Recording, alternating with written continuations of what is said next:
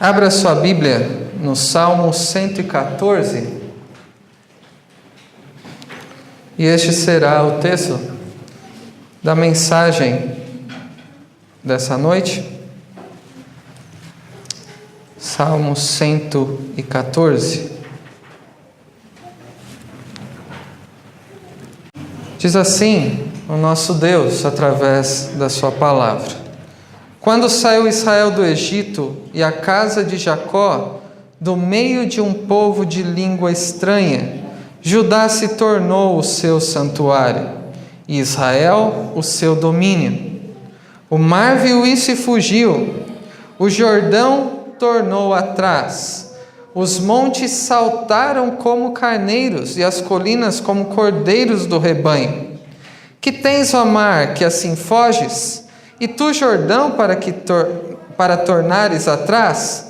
Montes, por que saltais como carneiros? E vós, colinas, como cordeiros do rebanho? Estremece a terra na presença do Senhor, na presença do Deus de Jacó, o qual converteu a rocha em lençol de água e o seixo em manancial. Que Deus nos abençoe com a leitura da sua palavra. Vamos orar para que expressemos nossa dependência dele em ouvirmos a sua voz. Bondoso Deus e Pai, diante de ti estamos e com a tua palavra aberta rogamos que o Senhor fale profundamente a nós neste momento. Que assim o Senhor venha de encontro à necessidade de cada um aqui, porque somos dependentes para compreendermos a tua palavra, para expô-la e para que, compreendendo, possamos aplicá-la na nossa vida. Por isso dependemos de ti e do teu Espírito que age em nós para nos transformar cada vez mais de acordo com a tua vontade e a semelhança do teu Filho, nosso Senhor e Salvador, Jesus Cristo.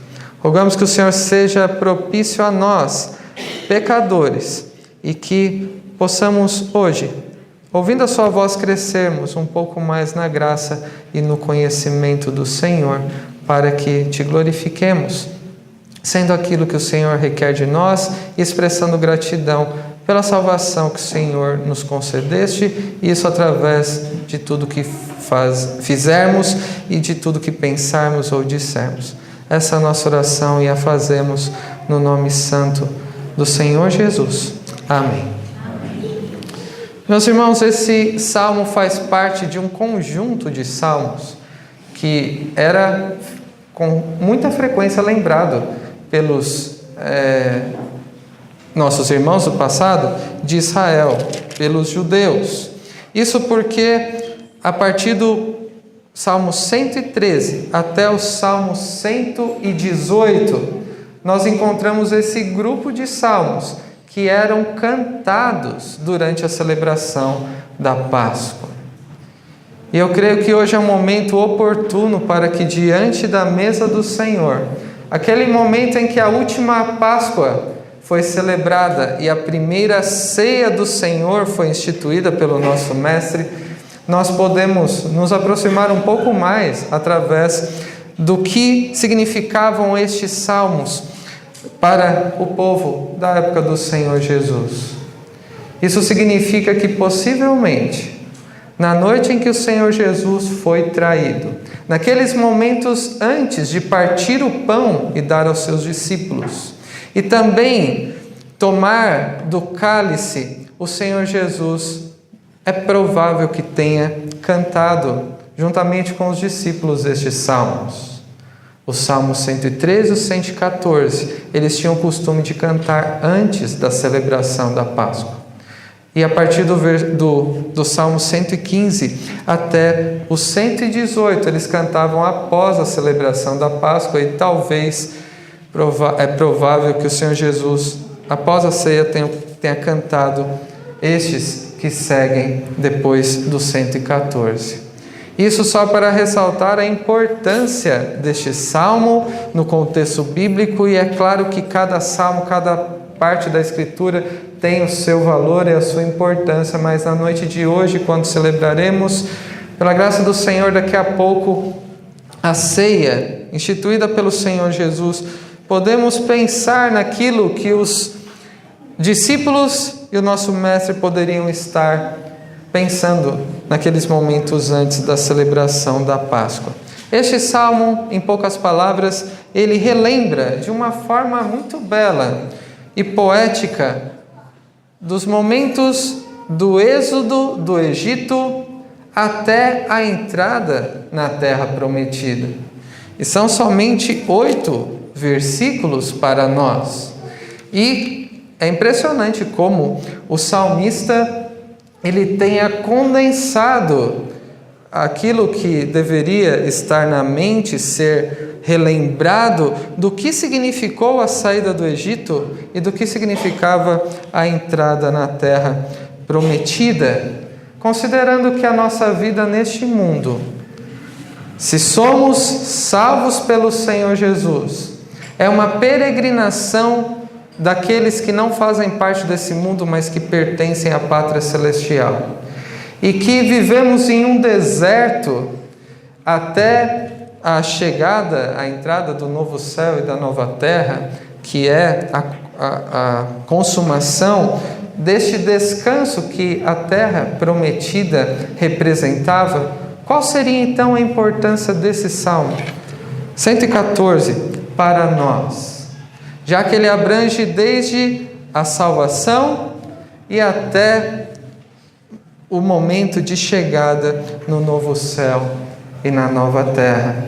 Podemos entender que se refere à nossa trajetória vivida no mundo em que nós vivemos.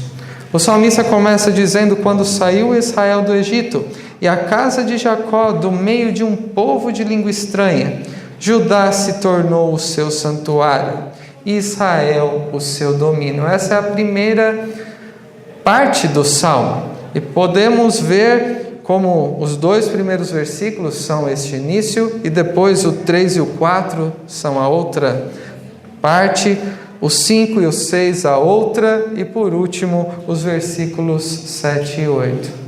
E encontramos paralelos entre esses versículos, por isso que dos versos 3 a 6 trataremos conjuntamente. Nessa primeira parte que foi lida sobre a saída de Israel do Egito e a casa de Jacó, que é o próprio povo de Deus, o povo de Israel, do meio de um povo de língua estranha, o salmista está nos lembrando daquele momento de libertação do Egito após 400 anos de escravidão.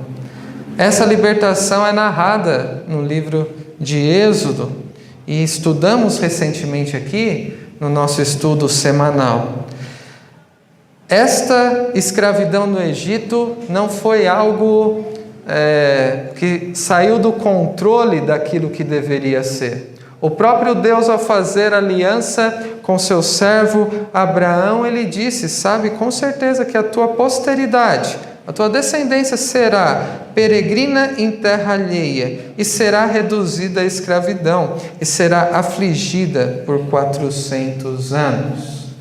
E o salmista está se referindo dessa libertação do Egito, daquele local onde eles sabiam que não faziam parte. Aliás, eles foram para lá como uma maneira de Deus, na sua providência, conservá-los em vida, quando José estava numa posição de governador do Egito. E eles, depois de passarem gerações ali, eles foram afligidos por 400 anos.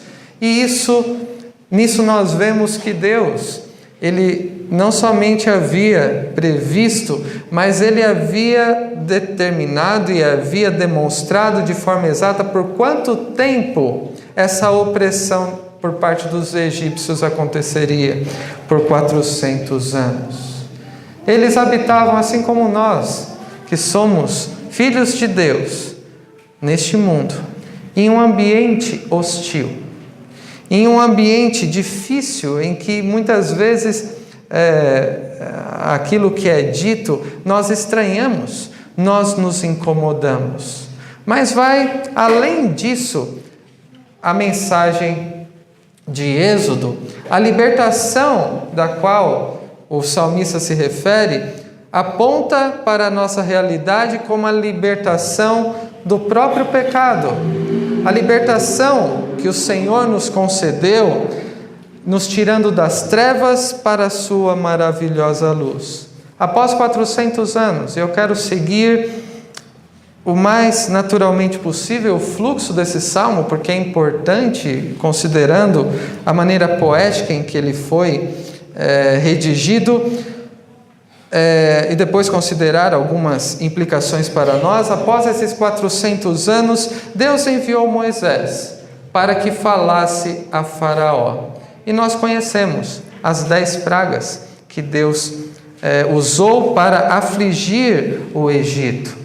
E considerando que esse salmo está lembrando, eu quero enfatizar isso, é importante que nos lembremos disso que aconteceu no passado. E o salmista está lembrando isso, e Deus está nos lembrando através dele. Quando pensamos na libertação, qual seria o motivo dessa libertação?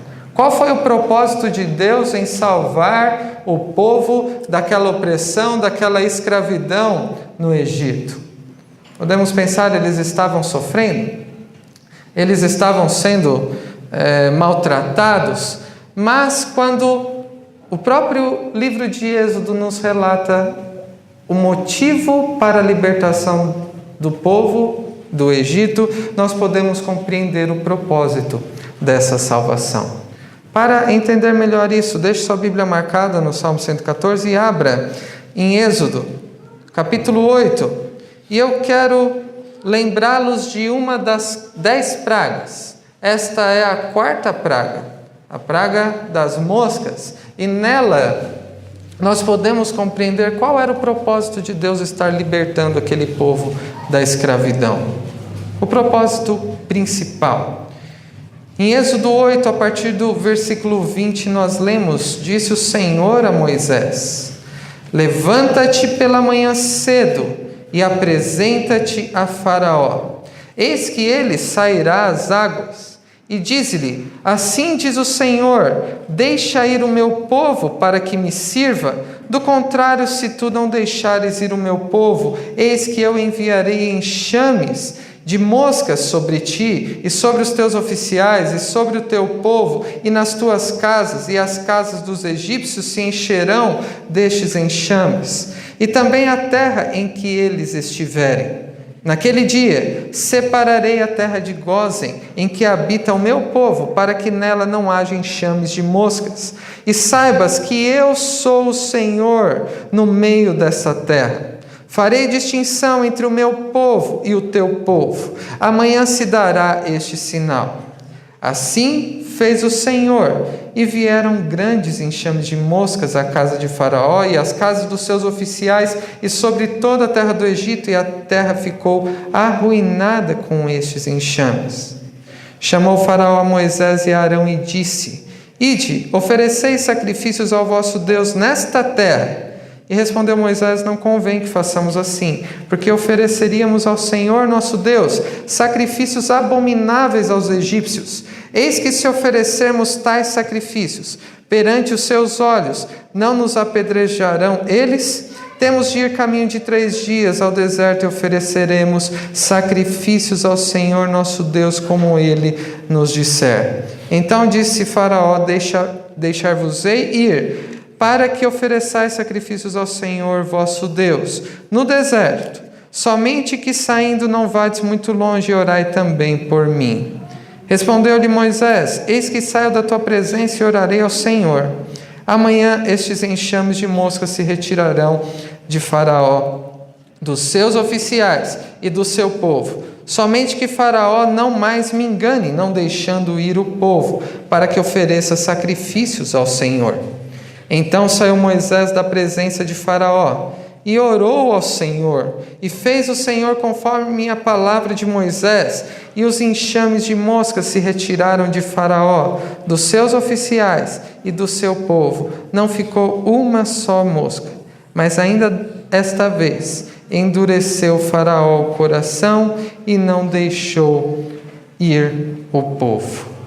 Qual era o propósito de Deus estar dizendo através de Moisés a Faraó para deixar ir o seu povo?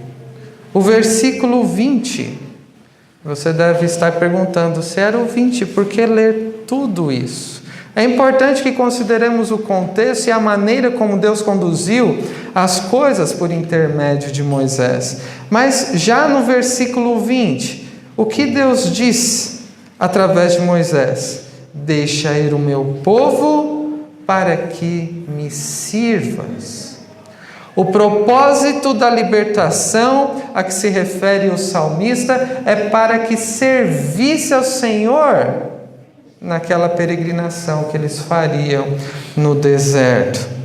E não somente isso, após as 10 pragas, quando eles saem do alcance dos egípcios e eles estão acampados diante do Sinai, no deserto do Sinai, nós vemos que Deus ordena que eles construam o tabernáculo. Deus os havia libertado para que eles os servissem no deserto. E este é o propósito da salvação do povo de Deus: servi-lo no deserto.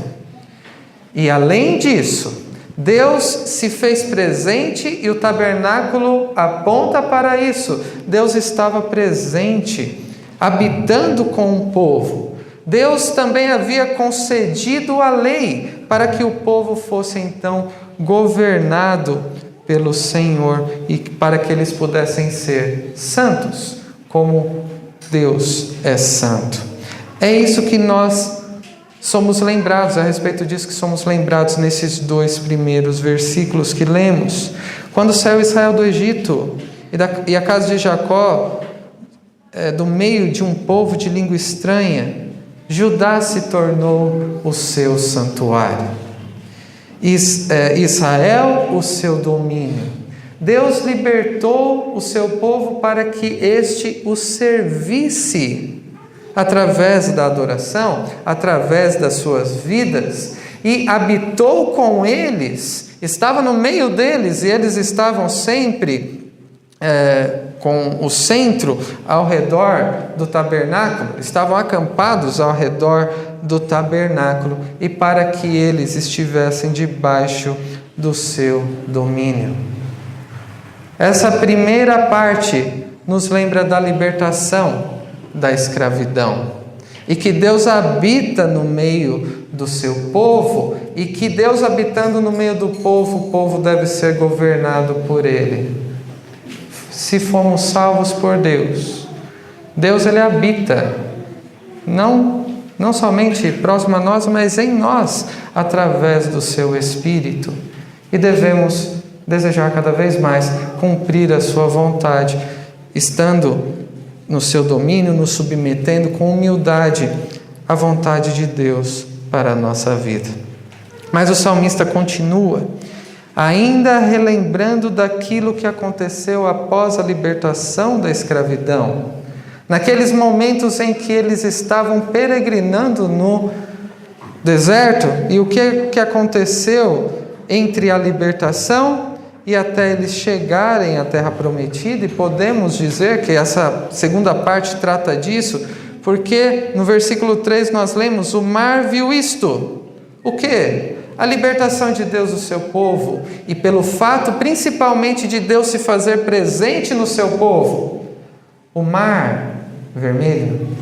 Ao ver isso, que Deus estava com o seu povo, o que ele fez?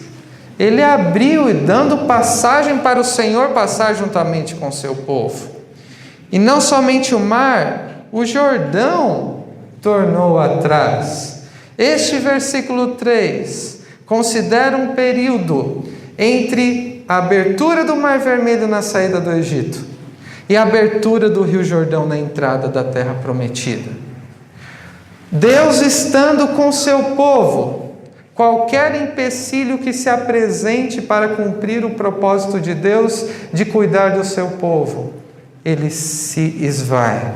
Ele bate em retirada. O mar se abriu, o rio tornou atrás e podemos nos lembrar daquilo que está registrado referente ao Mar Vermelho em Êxodo 14, quando Moisés estendeu a mão sobre o mar e o Senhor, não foi Moisés, por um forte vento oriental que soprou toda aquela noite, fez retirar-se o mar, que se tornou terra seca, e as águas foram divididas. Os filhos de Israel entraram pelo mar em seco, e as águas lhes foram, qual muro, à sua direita e à sua esquerda. As crianças estão desenhando essa situação. Procure pensar no que foi essa libertação e abertura do Mar Vermelho, eles passarem em pé, enxuto, aquele percurso do Mar Vermelho. E não somente isso, quando eles estavam se aproximando da Terra Prometida, e uma das turmas das crianças viu essa passagem hoje pela manhã, Deus da mesma maneira abriu o Mar Vermelho, quer na libertação, quer na entrada da Terra Prometida para a concretização da promessa de Deus. Deus abriu as águas para que o povo passasse a pés enxutos.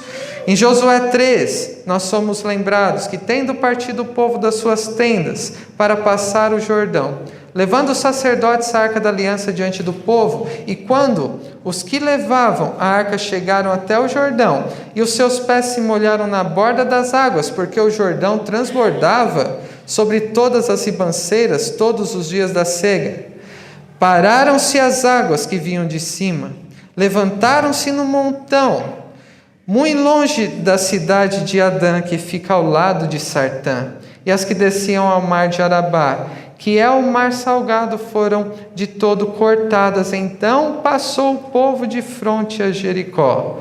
Porém os sacerdotes que levavam a arca da aliança do Senhor pararam firmes no meio do Jordão, e todo Israel passou a pé enxuto, atravessando o Jordão.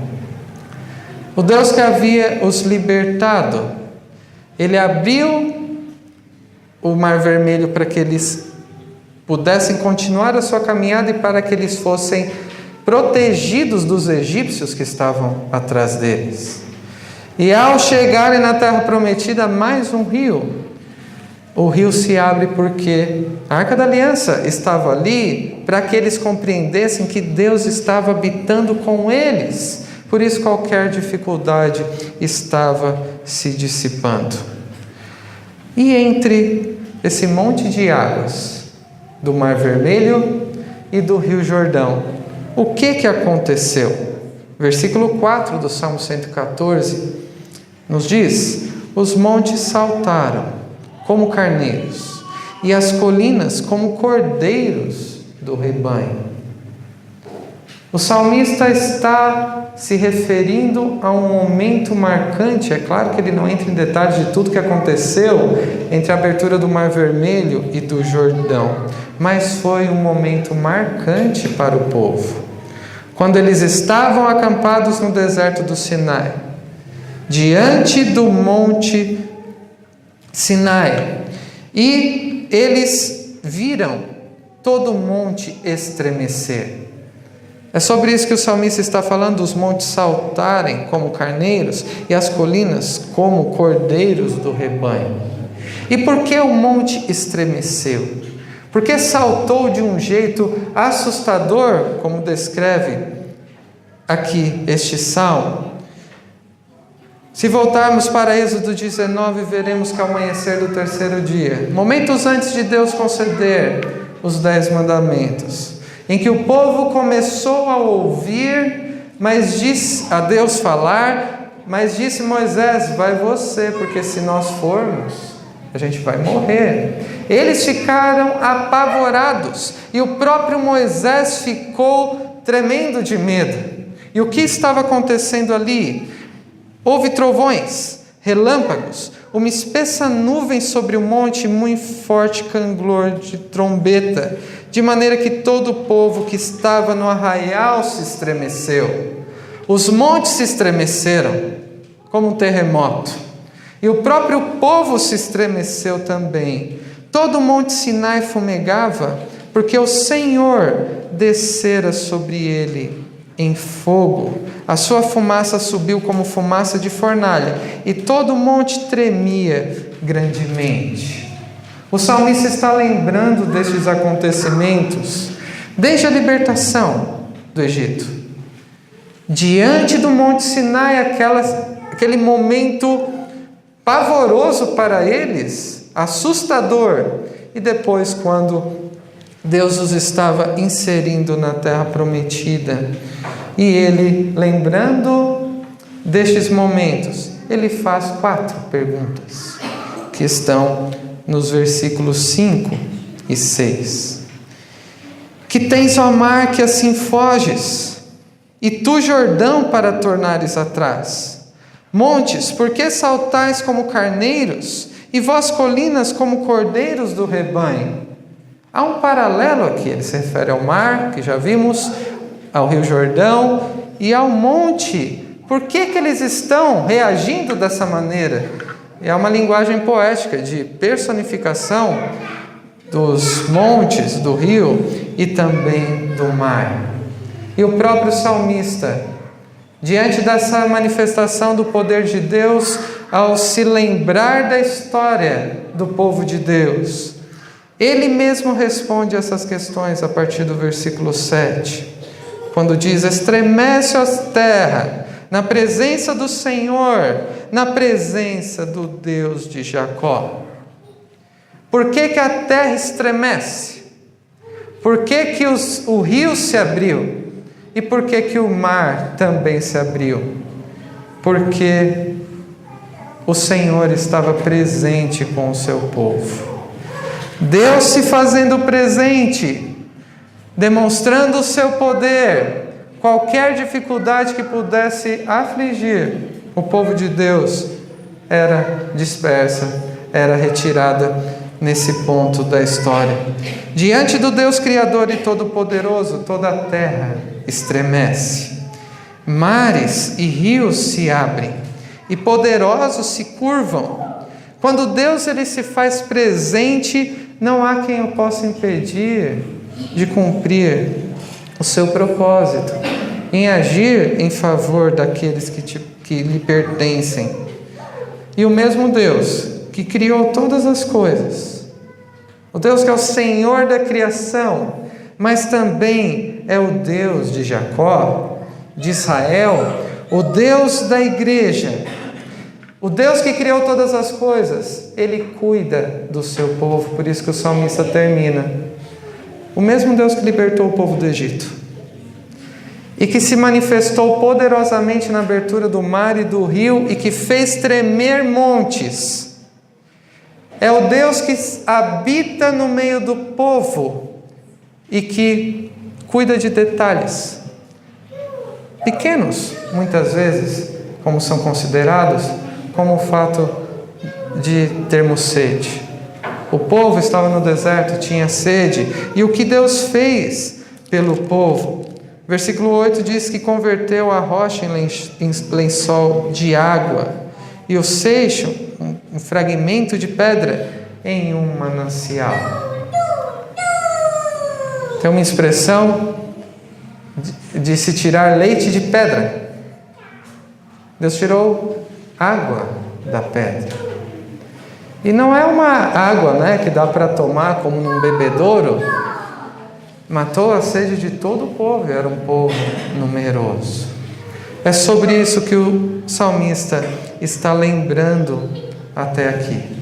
Da libertação do Egito, do poder demonstrado de Deus entre a saída do Egito e a entrada na terra prometida, e sobre o cuidado providencial de Deus de detalhes pequenos, como a sede, sustentando o povo no meio do deserto.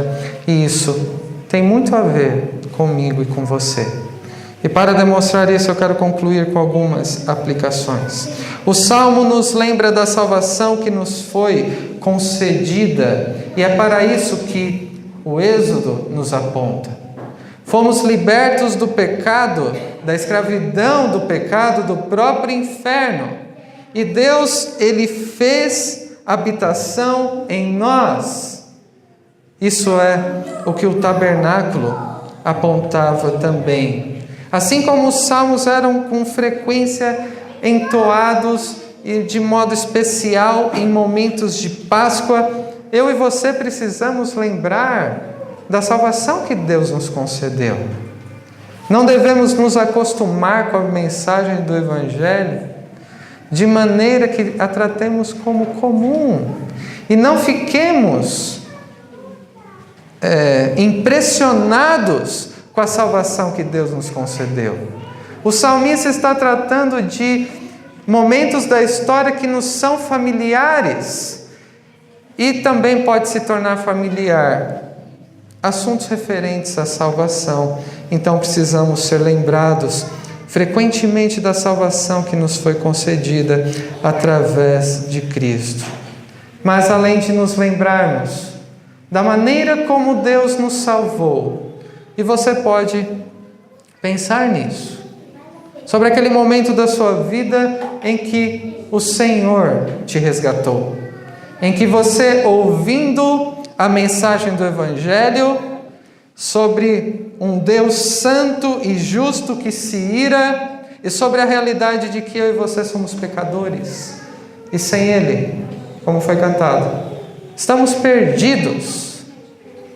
Eu e você pudemos nos voltando para Deus, colocar a nossa confiança exclusivamente no Senhor Jesus e não naquilo que podemos oferecer a Deus. E através da salvação e de Deus habitar em nós, nós somos movidos não ao que receberemos, mas aquilo que queremos retribuir da salvação que já nos foi garantida pelo nosso Deus. Além de nos lembrarmos da salvação, precisamos fazer como o salmista, de falarmos a respeito dela.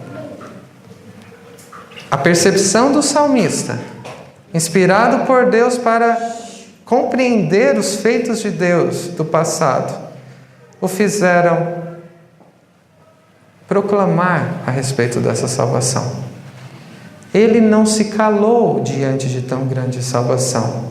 E se eu e você temos de fato certeza de que somos salvos, não deixaremos de falar a respeito de tão grande salvação, a respeito do poder de Deus que percebemos e também que experimentamos o seu cuidado no nosso dia a dia. Além disso, devemos pensar qual é o propósito da salvação. O propósito da nossa salvação, assim como vimos na leitura da quarta praga, é para que sirvamos a Deus no deserto que é a nossa vida. Isso através de momentos como esse de adoração. E também através de tudo aquilo que Deus tem colocado diante de nós para fazermos no nosso dia a dia. E cada uma dessas coisas deve ser feita por meio do Senhor e para o Senhor. Aqueles que acompanharam os nossos estudos no Pentateuco perceberam que o povo sendo eleito, e a mensagem de Gênesis trata sobre isso, foi liberto da escravidão, teve a aliança com Deus confirmada através da lei que passaria a governar sobre eles. Nós pertencemos ao nosso Deus e somos propriedade exclusiva dele. E Deus passou a habitar conosco. Mas não somente isso. Além de habitar conosco, é impossível que Deus habitando conosco continuemos sendo os mesmos. O Deus que nos salvou e que habita em nós através do seu Espírito, nos transforma a cada dia para que o sirvamos cada vez mais, através de tudo que somos e de tudo o que fazemos. Deus nos salvou do pecado, do inferno, da escravidão, mas Ele habita em nós através do seu Espírito. O apóstolo Pedro, se referindo a esse tema, ele diz: também vós mesmos, como pedras que vivem, sois edificados casa espiritual para ser de sacerdócio santo, a fim de oferecer de sacrifícios espirituais agradáveis a Deus por intermédio de Jesus Cristo. Como pedras que vivem, somos moldados e conformados para que sejamos um templo digno da habitação de Deus, como cantamos muitas vezes. O apóstolo Paulo também se refere a isso em Efésios 3, quando ele expressa o motivo da sua oração, quando ele diz: por esta causa me ponho de joelhos diante do Pai, de quem toma o nome toda a família, tanto no céu como sobre a terra, para que, segundo a riqueza da sua glória, vos conceda, à medida que habite em nós, que sejais fortalecidos com poder mediante o seu Espírito no homem interior. E dessa maneira, habite Cristo no vosso coração pela fé, estando vós arraigados, alicerçados em amor, a fim de poderdes compreender com todos os santos qual é a largura e o comprimento e a altura e a profundidade, e conhecer o amor de Cristo, que excede a todo entendimento, para que sejais tomados de toda plenitude de Deus. Deus nos salvou e faz de nós habitação, e Ele habitando ricamente em nós, nós seremos transformados para que vivamos cada vez mais de um modo que o glorifique. Uma outra lição desse salmo se refere ao poder soberano de Deus na nossa peregrinação. Lembram-se o que aconteceu entre a abertura do Mar Vermelho e a abertura do Rio Jordão? Deus estava nessas ocasiões demonstrando o seu poder durante a peregrinação e manifestou a sua glória também, tanto no Monte Sinai, que reagiu à presença de Deus, mas também quando estava no tabernáculo. E uma pergunta que eu quero fazer: se você está consciente de que sua vida é uma peregrinação neste mundo, e você sabe que aqui não é o seu lugar, e o seu lugar, na verdade, é com Deus, qual tem sido o motivo da sua aflição? O que tem te preocupado? O que tem te afligido? O que tem te feito sofrer no seu dia a dia? Na verdade, que terremotos, mares agitados, correntezas de um rio nos assustam? Ouvimos notícias de quando tem uma enchente, pessoas que são levadas. Fugimos de situações assim. Conheço pessoas que já presenciaram terremotos e descreveram o pavor que é passar por um momento assim. Por qual tipo de terremoto você tem passado na sua vida? Que tipo de águas agitadas você tem sido exposto no seu dia a dia? Este salmo nos lembra que cada uma dessas situações que possam nos afligir, quando Deus se faz presente, elas se vão, se essa for a sua vontade. Qualquer dificuldade a que estejamos sujeitos, Deus, se for essa sua vontade, Ele nos fará transpor com a maior tranquilidade, porque Ele domina não sobre somente as nossas vidas, mas sobre qualquer tipo de situação. Enquanto terremotos e mares nos assustam, eles tremem diante da presença do nosso Deus. Seja qual for a situação em que você se encontra, em que esteja afligido, lembre-se, o salmista está nos lembrando de quem é o nosso Deus. O Deus que é poderoso e Ele cuida de nós em cada passo na nossa jornada aqui, e sempre será assim até o último dia. Assim como Deus abriu o Mar Vermelho e o Rio Jordão, nós podemos dizer com relação ao início e ao fim da nossa jornada aqui, como o apóstolo Paulo diz, que aquele que começou a boa obra em vós há de completá-la até o dia de Cristo Jesus, nos preservando com o seu poder que excede a tudo o que existe. Eu e você podemos nos alegrar, mesmo em meio a situações que percebemos que não temos o controle, porque nosso Deus está no controle de todas elas. Podemos ficar seguros, porque se o nosso Deus nos salvou do inferno e da condenação, se Ele habita em nós, sendo nós ainda pecadores, mas Ele habita em nós para que sejamos transformados e santificados a cada dia, Ele há de suprir toda a nossa necessidade em Cristo Jesus. Lembremos, nessa noite, assim como o salmista lembrou aqui, que do início ao fim da nossa jornada, nesta vida, até o encontro com Cristo, é o Senhor que nos conduzirá em triunfo, sempre ao descanso eterno. E que, lembrados disso, possamos expressar a nossa confiança, a nossa gratidão no Deus da nossa salvação. Que Deus nos abençoe. Amém.